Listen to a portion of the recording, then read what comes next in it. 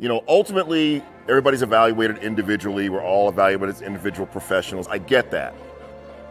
Well, I know the difference between a team and a group is when you literally need the person next to you to get the job done.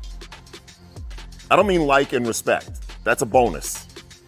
Need the person next to you to get the job done, right? So this little key fob has got an outer housing and it's got a battery inside. And if I make the outer housing and she makes the battery, we're not selling this product unless they're both. And I can't make the batteries and she can't make the outer housing.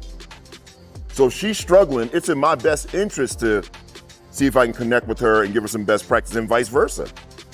If I got some new idea that's gonna help our business, it's in my best interest to share those best practices because we are linked. It's a bonus that we get along, but even if we don't, right? Honda's not taking this product unless it comes with the outer housing and the battery.